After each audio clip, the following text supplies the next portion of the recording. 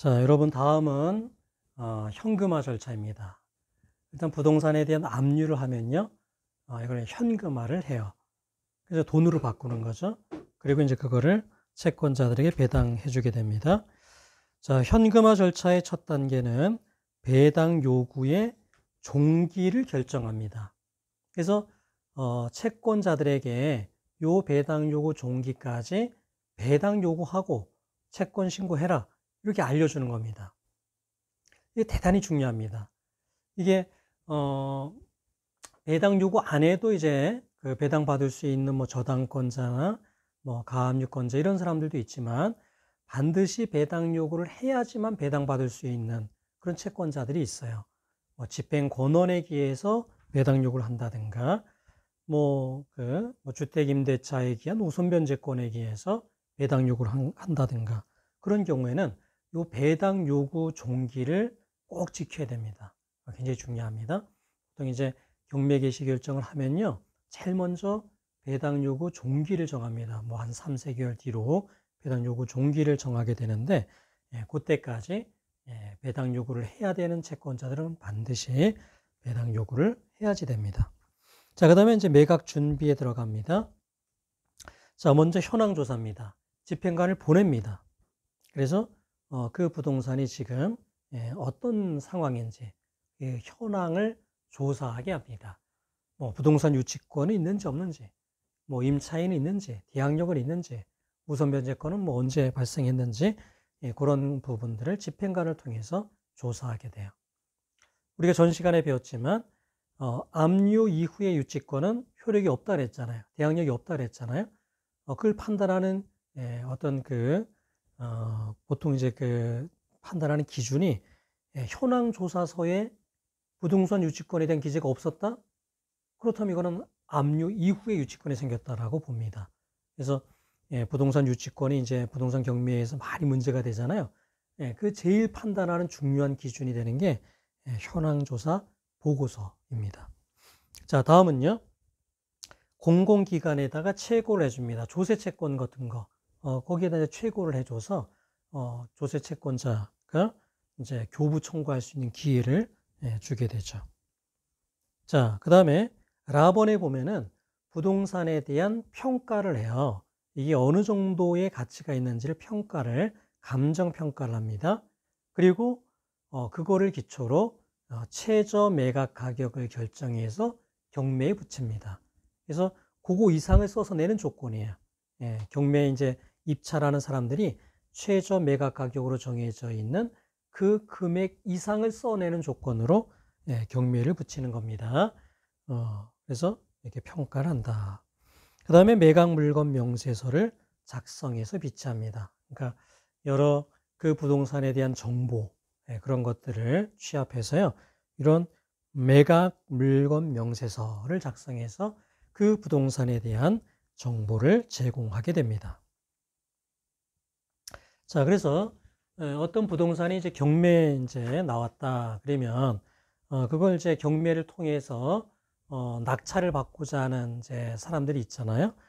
그런 사람들은 가장 중요한 정보가 우리가 좀 전에 봤던 뭐 부동산에 대한 이제 현황 조사를 하니까 현황 조사 보고서, 그다음에 감정 평가서, 그다음에 매각 물건 명세서, 그런 것들을 참고해서 그 목적물에 대한 권리 분석도 하고, 그리고 뭐 이건 어느 정도의 내가 낙찰을 받았을 때 유리하겠는가 그런 것들을 판단하게 되는 것이죠. 자, 40페이지 바번에 보면은요. 남을 가망이 없을 경우에 경매 취소입니다. 자, 이게 감정 평가를 해서요. 최저 매각 가격을 이제 정했습니다. 그래서 그 가격을 정해서 이제 경매에 붙일 건데 보니까 경매를 신청한 그 채권자보다 우선하는 이제 채권자들이 있습니다. 뭐 저당권자가 있을 수도 있고, 그 다음에 이제 뭐 조세 채권자도 있을 수 있습니다. 그래서 그 경매 신청한 채권자에게는 돌아갈 것이 없다, 남을 게 없다. 그런 경우에는요, 사실은 무익한 이제 경매이지 않습니까? 그 압류 채권자 입장에서는 무익한 거고, 다른 채권자 입장에서도 자기가 원하지 않는 시점에서 회수를 하게 되는 거니까 이건 바람직하지 않다. 그래서 취소를 해버려요. 그런 경우에는요. 이렇게 취소되는 경우가 사실은 실무에서 많습니다. 그래서 최저 매각 가격을 정했어요. 그래서 우선하는 채권자들 그 채권을 빼고 나니까 압류 채권자에게 남을 게 없다 그러면 통지를 해줍니다. 그래서 압류 채권자가 없으면 내가 매수하겠다. 그 가격 이상으로 내가 매수하겠다. 이제 그런 신청을 하지 않으면 취소를 해버립니다. 그게 남을 가망이 없을 경우에 경매 취소입니다. 자, 41페이지요. 자, 이 부동산을 이제 경매에 붙이잖아요. 어떤 이제 부동산을 경매에 붙인다. 그러면 어떠한 조건으로 이거를 이제 낙찰받느냐. 이제 그거를 이제 정해야 되는데 그게 이제 매각 조건입니다. 자, 그래서 이제 첫 번째 보면은 법정 매각 조건에서 첫 번째 보면은 최저 매각 가격 미만의 매각 불허. 그러니까 최저 매각 가격으로 정해진 것보다는 더 높은 금액을 써야지 됩니다. 그 다음에 쌍가로 2번에 보면은 부동산의 물적 부담의 소멸과 인수의 범위. 자, 이게 이제 상당히 중요해요. 그러니까 어떠한 조건으로 이 부동산이 이제 그 경매가 돼서 소유권이 넘어가느냐. 뭐 이런 거죠. 이게 이제 뭐 A 소유였잖아요. 이게 경매에서 이제 B에게 넘어갈 때 이 부동산에 있던 많은 권리들, 그게 이제 어떤 조건으로 넘어가냐 이거야. 그러니까 어떤 권리는 없어지기도 할 것이고요. 어떤 권리는 그대로 남아있기도 할 겁니다.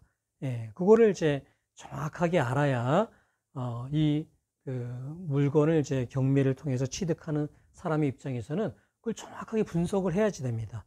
그래야, 자기에게 도움이 되는 그런 낙찰을 받는 것이죠. 자, 그래서요, 일단은 이 부동산에 대한 여러 권리가 있다고 한번 생각해 봅시다. 뭐, 저당권도 있고요. 뭐, 가압류도 있고, 뭐, 가처분, 가등기, 전세권, 지상권, 뭐, 임차권, 뭐, 여러 권리들이 요 부동산에 이제 이미 있다 이거예요. 자, 그러면 경매가 됐을 때 요 부동산에 있던 요 권리들은 소멸이 되느냐 아니면 그대로 넘어가느냐 이겁니다. 소멸이 되는 건 소멸주의라고 하고요. 소멸되지 않고 넘어가는 건 인수주의라고 합니다. 자, 가장 중요한 건 뭐냐면요.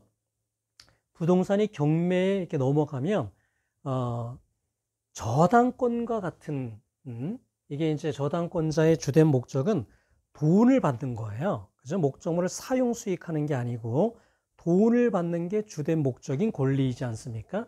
이거는 무조건 없어집니다. 이거는 그냥 말소가 되고 우선순위에 따라서 배당을 해주면 됩니다. 그래서 저당권은 소멸주의가 적용이 됩니다. 없어집니다. 그리고 가압류도 마찬가지입니다. 가압류도 내가 받을 돈이 있을 때 가압류라거든요. 내가 받을 게 돈 이외의 다른 권리일 때는 보전처분으로 가처분을 하잖아요. 그죠? 그래서 내가 받을 게 금전채권이다. 그럴 때 이 가압류를 한단 말이죠. 그러니까 주된 목적이 돈을 받는 것입니다. 그래서 저당권 가압류의 경우는 소멸주의입니다. 소멸이 됩니다. 없어지고 순위에 따라서 배당을 받게 되는 거예요. 그리고 자, 저당권 가압류 이후에 만약에 이렇게 저당권이 있다, 뭐 가압류가 있다. 그러면 그 이후에 설정된 권리들은요, 저당권이 소멸되면서 같이 소멸되는 게 원칙입니다. 가압류도 마찬가지예요. 가압류가 소멸되면 그 이후의 권리는 같이 소멸되는 게 원칙이다. 자, 그 이유는요. 자, 저당권을 설정할 당시에는 아직 이러한 권리가 설정되기 전이다라고 생각해 보세요. 그러면 저당권자는 깨끗한 부동산이니까요. 담보 가치를 높게 파악하고 돈을 많이 빌려줬겠죠. 그죠? 그래서 그런데 그 이후에 다른 권리들이 이렇게 설정이 돼 가지고 만약에 요 권리들이 소멸되지 않는다고 하면 이거는 낙찰 가격이 떨어지겠죠.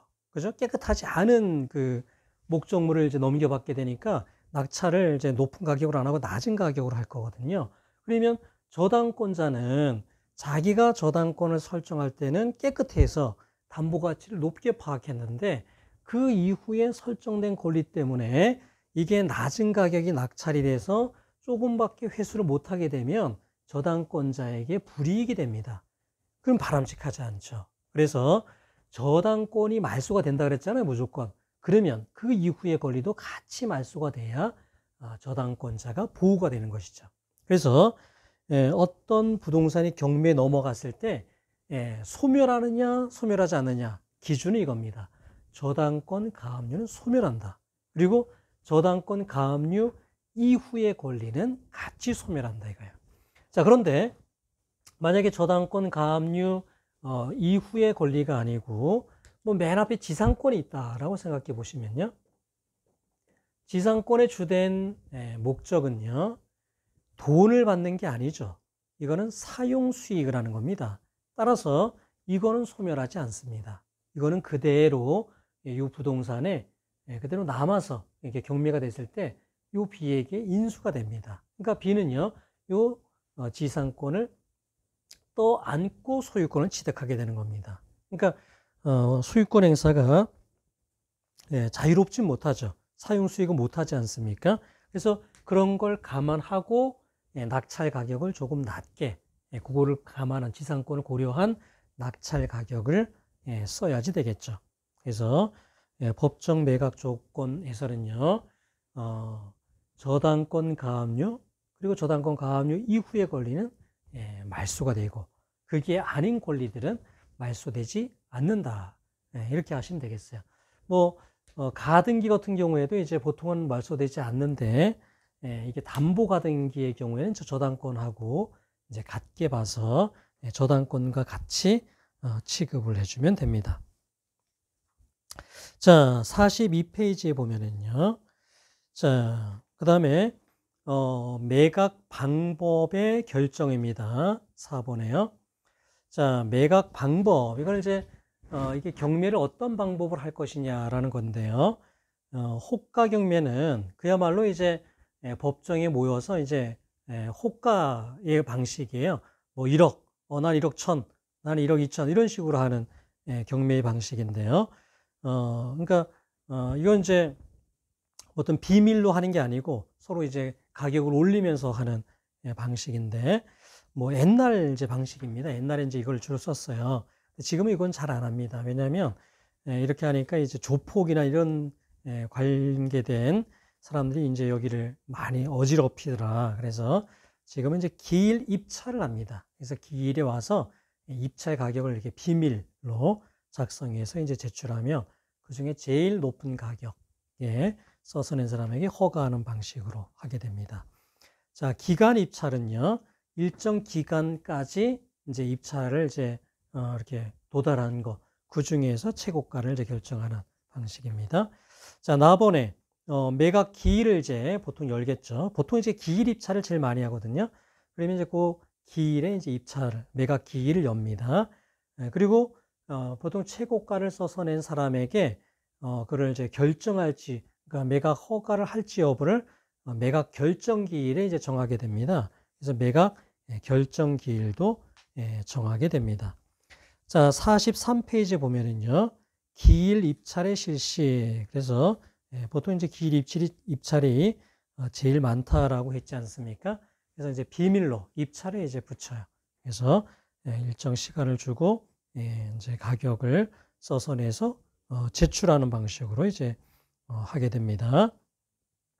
그 다음에 이제 입찰 보증금, 보통 이제 자기가 써낸 금액의 한 10% 이 정도를 보증금으로 또 제출하게 됩니다. 이 경우에 이제 그 공유 지분이 이제 경매에 넘어갈 수가 있다 그랬잖아요. 공유 지분도 이제 부동산 경매 방법으로 이제 집행을 한다 그랬는데 이 경우에는 공유자에게 우선권이 있어요. 그러니까 이제 입찰에 붙였는데 최고가를 써서 낸 사람이 있다라고 했을 때 공유자가 그 가격에 내가 낙찰을 받겠다, 매수하겠다, 이렇게 신고를 하면요, 그 우선권이 그 공유자에게 있게 됩니다. 그래서 사실은 이게 공유 지분의 경우에는요, 다른 이제 사람들이 입찰을 해서 최고가를 써서 내도 다른 공유자에게 이제 우선권이 넘어가는 그런 경우들이 이제 많습니다.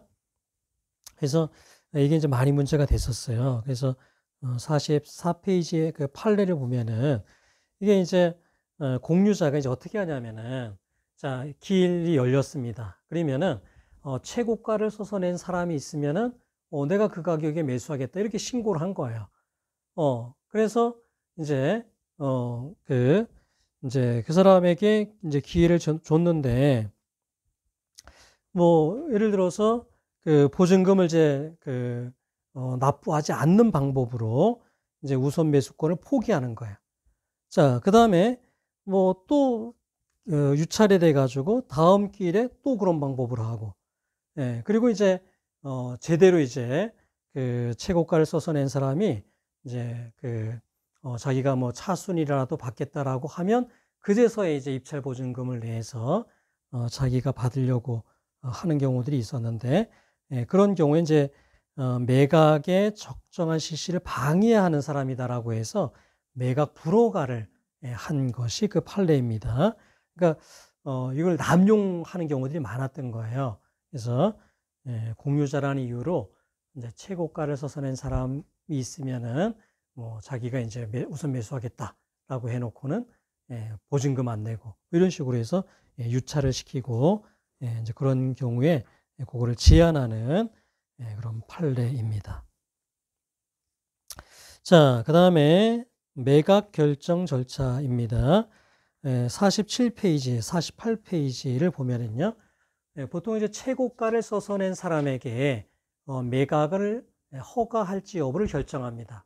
보통 문제가 없으면 매각 허가를 하겠지만, 그 48페이지 보면은 뭐 매각 허가에 대한 이의 진술, 그래서 동그라미 2번에 보면은 뭐 부동산을 매수할 능력이나 자격이 없는 사람이 뭐 했다, 뭐 채무자 스스로가 막 자기가 경매에 응했다 이거야. 뭐 그런 경우는 그 자격이 없는 사람입니다. 왜냐하면 채무자는 돈을 갚아야지, 자기가 돈 있으면 갚아야지, 거기에 이제 그 경매에 이제 참여한다, 안 된다 이거예요. 그 다음에 뭐 농지다 그러면 농지 취득 자격 증명 이런 게 있어야 되는 수가 있습니다. 뭐 그런 경우에는 그게 안 되면 불허가 될 수가 있어요. 그 다음에 동그라미 3번에 보면은 채무자가 안 된다고 하니까 뭐 자기 가족을 내세워서 이렇게 한다, 그런 게 밝혀지면 불허를 할 수가 있습니다. 이렇게 해서 매각 허가 여부를 결정하게 됩니다. 자, 그 다음에 51페이지를 보면은요, 자, 최고가를 써서 냈습니다. 그리고 그 사람의 자격이나 능력에 뭐 문제가 없다, 그래서 매각 허가를 했다. 그러면 이제 그 사람이 이제 매각 대금을 내게 되면은 배당으로 이제 넘어가게 되거든요. 그래서 이제 배당 요구 종기를 처음 정했잖아요. 그래서 그 배당을 받고자 하는 사람들은 배당 요구를 해야지 됩니다. 그 가번에 보면은 51페이지 배당 요구하지 않아도 배당을 받을 수 있는 채권자들이 있어요. 아예 경매를 신청했다 이거야. 뭐 그 사람들은 뭐 배당 요구보다 더 강력한 권리 행사를 했으니까요. 뭐 이중 경매 신청인 그 사람에게 당연히 배당을 해주고요. 그다음에 가압류권자, 담보권자 이런 사람들도 등기부상 나오잖아요. 등기부상 그게 분명하게 표시가 되니까 그 사람들에겐 배당 요구 없이도 배당을 해줍니다. 자, 52페이지에 보면은 배당 요구를 해야지만 배당받을 수 있는 채권자들이 있는데요. 집행력 있는 정본을 가진 채권자, 그 다음에 우선 변제권이 있는 채권자들이 있습니다. 주택 임차인이다 이거야. 그래서 대항력과 확정일자를 받았다. 그런 사람들은 배당 요구를 해야지 됩니다. 상가 임대차도 마찬가지고요. 그 다음에 임금 채권자가 우선 변제를 받는다. 뭐 그런 경우에도 자기가 배당 요구를 해야 됩니다. 임금 채권자가요.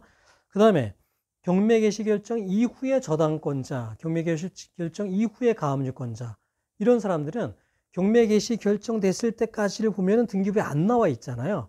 그러니까 이런 경우에는 별도로 배당 요구를 해야지 배당을 받을 수가 있습니다.